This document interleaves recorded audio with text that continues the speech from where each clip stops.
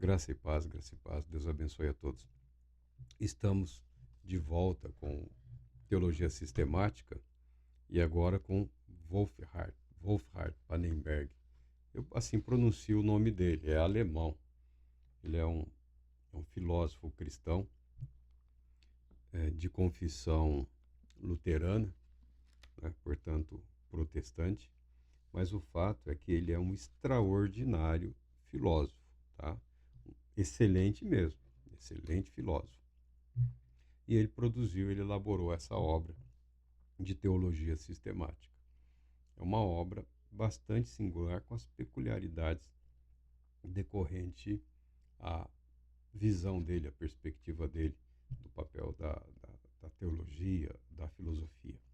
E ele, no início aqui, nós estamos refazendo uma leitura aqui, a verdade da doutrina cristã, para falar do dogma, sobre o dogma, porque nós apresentamos teologia sistemática, mas historicamente o desenvolvimento da teologia sistemática, ele teve início na dogmática ou no dogma cristão. A dogmática, ela é expressa, ela é considerada a ciência do dogma, ou ciência da doutrina, ou doutrina cristã. Ciência é sinônimo de conhecimento, o que sabemos acerca das verdades da fé cristã.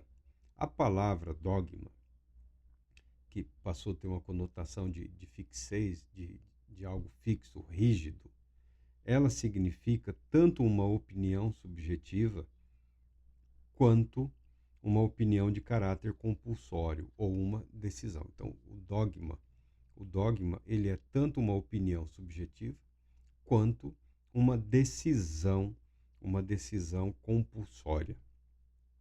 Historicamente, o dogma cristão, quando surgiu, ele era apresentado aos de fora, aos que não eram cristãos, como os ensinamentos da igreja cristã, os ensinamentos do corpo de Cristo, que são compromissivos para a comunhão dos cristãos, de modo semelhante como eram os dogmas eh, de outros grupos filosóficos. Essa compreensão também podia ser assumida pelos próprios cristãos, e nisso se poderia ver uma expressão de humildade intelectual naquela época, que não equipara os próprios ensinamentos imediatamente à verdade de Deus.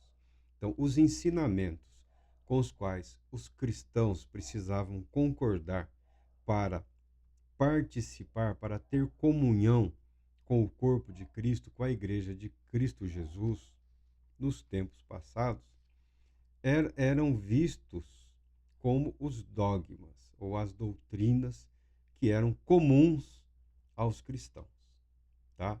Os elementos característicos, né? Os fundamentos mínimos da vida cristã, o que era comum aos cristãos. Mas o fato é que os cristãos não confundiam a palavra de Deus, a Bíblia, os escritos do Testamento, tanto do Testamento judaico quanto do Testamento aos cristãos, Testamento do Antigo e do Novo Testamento. Os cristãos não confundiam os dogmas com esses ensinamentos, tá? A palavra de Deus reina soberana, isso no pensamento dos cristãos na antiguidade. O que aconteceu? Em algum momento, a igreja parou de ensinar, porque a igreja toda a vida ensinou. Toda a escritura é inspirada por Deus e útil para o ensino, para a repreensão, para a correção, para a educação na justiça, para que todo indivíduo que crê seja santificado. Tá? Esse é o ensinamento, essa é a palavra de Deus se apresentando como verdade suprema, verdade soberana. As doutrinas são extraídas da palavra de Deus com o objetivo de facilitar a compreensão e decidir em relação às questões que se apresentam no dia a dia. O que posso comer, o que não posso comer, até onde posso caminhar com o ímpio, o que devo evitar, o que é facultado fazer ou deixar de fazer ao cristão para que a vida dele expresse a sua fé, as suas convicções. Não é só uma questão de ambiente. Até que ponto eu posso participar da sociedade, do mundo em que estou inserido? E não há limites. Não há limites. O cristão pode ingressar na política, pode ingressar em carreiras do judiciário, do legislativo, do executivo. O cristão pode empreender, porque o cristão, ele é parte da sociedade na qual ele está inserido. É responsabilidade do cristão trabalhar pelo bem-estar de todos. Muito, muito importante, não só expressar ou proclamar o evangelho. O que interessa é que o cristão seja capaz de viver a verdade nas quais ele crê no mundo em que ele está inserido, tá? Essa é a vida cristã. Acontece que num determinado momento, o que era o parecer para orientar a vida das pessoas começou a tomar ares de decretos, os concílios, né? Reúnem-se os bispos para deliberar se o bispo fulano ou o ciclano estão em harmonia com a fé e começam a emitir decretos, aprovando ou reprovando decisões que necessariamente tinham que ser seguidas. E decisões essas que os bispos foram capazes de impor por um longo período de tempo, devido ao fato da igreja estar confundida ou misturada com as atribuições estatais. Ela tanto recebia influência quanto procurava influenciar. Então, a igreja abandonou o ensino, abandonou o cuidado, abandonou o pastoreio e passou a legislar. Decretos e mais decretos. De tempos em tempos, e até hoje, né? Decretos e mais decretos, decidindo o que pode e o que não pode, decidindo o que pode e o que não pode, porque a vida não tem se apresentado à altura da fé que é professada. E eu não tenho nenhuma dúvida, são poucas as pessoas na face da terra cujo viver estão à altura da fé que eles confessam, que eles declaram. Porque se o fosse, essas pessoas estariam muito próximas da perfeição, tá? É no viver que as dificuldades se apresentam e é no viver que a fé se revela e que o agir de Deus se mostra misericordioso para com todos que nele creem. Mas quando a arte de legislar passou a dominar a vida, passou a dominar a cena eclesiástica, o que era doutrina como conhecimento cristão, o que era o dogma como conhecimento, o que era dogma como uma opinião, como um parecer, como uma orientação, passou a se tornar como que um decreto. A tal ponto, a tal ponto que passaram, com o passar dos anos, passaram a promulgar decretos exigindo determinadas formas de culto, determinadas crenças, exigindo e permitindo outras que alguns até hoje não concordam, discordam por não encontrarem respaldo desses ensinamentos e doutrinas na palavra de Deus. Mas, como o poder de legislar foi dado, a palavra desses homens e os seus decretos e os seus concílios passou a ser equiparado como se fosse parte da revelação, e não é. Tá? Então, quando nós usamos teologia cristã, dogmática cristã, filosofia cristã, nós estamos usando no conceito de orientação ou opinião. Ainda que alguns tenham uma opinião muito bem fundamentada, muito bem estruturada, com o objetivo de defender certas posições, argumento ou validar as convicções da fé cristã, entendemos que somente a palavra de Deus é revestida de autoridade final em matéria de fé e prática. Não temos nenhuma dúvida ou dificuldade em relação a isso, tá? O que pertence a Deus, as prerrogativas de Deus, continuam com ele. As responsabilidades humanas permanecem conosco, tá?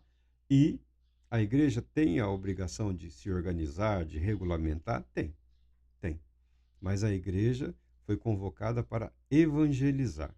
Os ministros cristãos são convidados para o pastoreio e para o ensino. Pastoreio e ensino. Pastoreio e ensino. Mas como isso? Continuamente, ao longo de toda a vida cristã. Ah, mas eu já aprendi o suficiente. Não é questão de memória. Não tem vestibular. Nenhum cristão vai ser submetido a um exame vestibular. O quanto da Bíblia você memorizou, as passagens mais importantes. Não, é a vida. É a vida que revela a integridade da fé. Não é a intelectualidade. Nem todos são chamados para memorizarem a Bíblia nas 5 versões mais comuns aí na língua portuguesa. Não, não. Todos somos convocados para vivermos pela fé em Cristo Jesus. Ao invés de uma comunidade da fé, ao invés de uma comunhão da fé, eu prefiro comunhão a comunidade, tá? Ao invés de uma comunhão da fé, de uma participação nos dons de Cristo Jesus, passou a vigorar uma espécie de coerção. Coerção. A igreja impondo, a igreja exigindo, a igreja decidindo quem é cristão e quem não é cristão.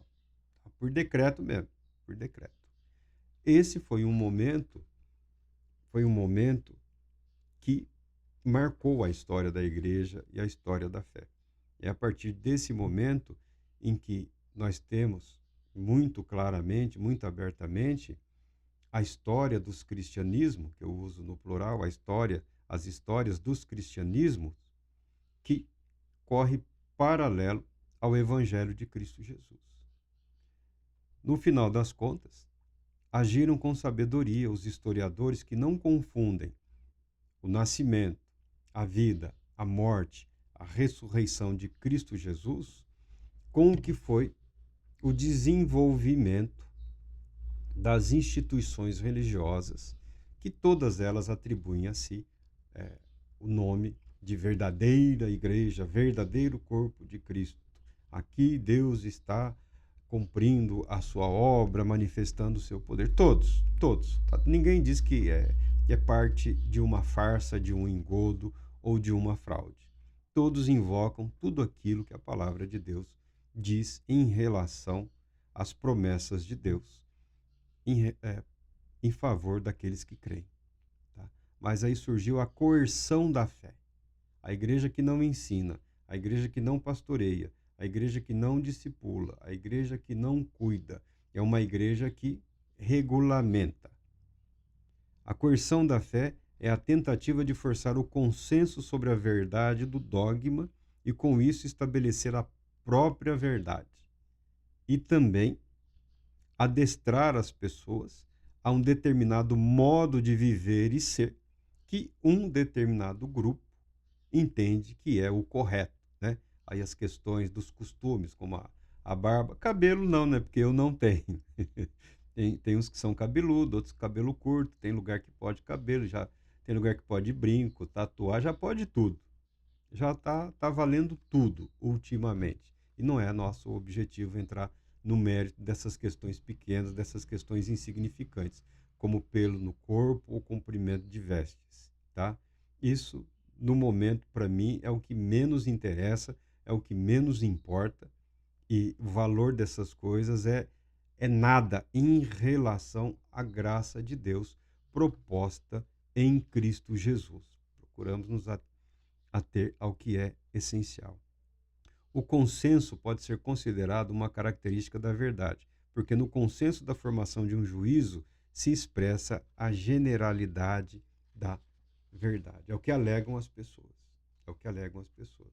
A maioria decidiu, então essa é a nossa verdade. Essa é a verdade que Deus revelou em sua palavra, porque o bispo falou, porque o apóstolo ciclano falou, porque o pastor, porque o padre, porque o papa, isso, aquilo. A igreja criando para si uma autoridade que deveria ser decorrente da palavra de Deus. Mas a igreja tentando ser ela a autoridade no lugar de Deus, impondo, ainda que a verdade, mas impondo na forma de decreto. Nisso nós podemos ver nos dias de hoje aí um ressurgimento desse pensamento tosco, inclusive nos meios menos prováveis, né, como o protestantismo, o evangelicalismo, os movimentos que estão aí, né, os movimentos pentecostais, neopentecostais, carismáticos, todos os movimentos estão comprometidos com os erros do passado, tentando impor verdades peculiares, porque decidiram entre eles que aquilo é a verdade, que só o jeito deles é o certo, o caminho diferente do que é proposto na palavra de Deus. Ah, mas você corre o risco de estar incentivando a anarquia e a confusão. Bom, se você quer ou não depender de Deus, sempre haverá o falso, sempre surgirá o mentiroso. O covarde se revelará nos momentos difíceis, tá? Viver por medo não é viver pela fé. Porque alguém pode fazer, mas se não proibir isso, sempre alguém desobedecerá a palavra de Deus. Sempre alguém testará a paciência e a misericórdia de Deus. Sempre alguém procurará esticar a corda do amor paciente do Todo-Poderoso Deus. Responsabilidade dele. Responsabilidade dele. Fé que se impõe, viver que se impõe, não é algo decorrente do nascer de novo, do ser gerado pelo Espírito Santo de Deus. Porque aquele que é gerado numa novidade de vida tem em si uma novidade de propósito, estará mais apto a ser ensinado, terá sede da palavra de Deus, terá sede de permanecer em comunhão com Deus, terá o desejo santo de viver de modo a agradar a Deus. Os frutos do Espírito são um propósito, são um objetivo constante na vida dele. E a consciência de que a condição humana é incompatível com essa verdade maravilhosa e que vai sempre viver pelo menos em vida, nesta vida, vai sempre viver em conflito, um conflito constante entre o que o Deus propôs, entre o que Deus realizou por nós em Cristo Jesus e o que nós desenvolvemos através da nossa vida. Há uma distância.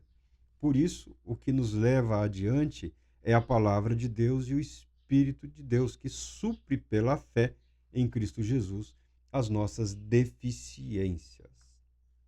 Então aqui eu estou passando aqui de uma maneira simples, numa linguagem bem comum para nós, o que dá para tirar do pensamento aqui do Pannenberg, um dos mais brilhantes filósofos que eu já tive a oportunidade de ver. Incrivelmente cristão, educado, uma palavra incrivelmente rebuscada, um homem refinado, um homem educado, mas a leitura atenta da teologia dele, na verdade, dá uma chacoalhada no que as pessoas pensam, às vezes, ser assim a verdade fundamental. A verdade fundamental do Evangelho de Jesus Cristo é Jesus Cristo. Isso, a igreja, nós não podemos nunca, de forma alguma, esquecermos. Jesus Cristo é superior às doutrinas sobre Jesus Cristo. Jesus Cristo é o Verbo de Deus. Jesus Cristo é o Alfa e o Ômega. Jesus Cristo é a palavra viva. Jesus Cristo é o Verbo que se fez carne. A doutrina é o parecer humano, é o discurso humano sobre a revelação de Deus nas Escrituras e em Cristo Jesus. Deus Todo-Poderoso te abençoe, te proteja e te conceda paz, muita paz.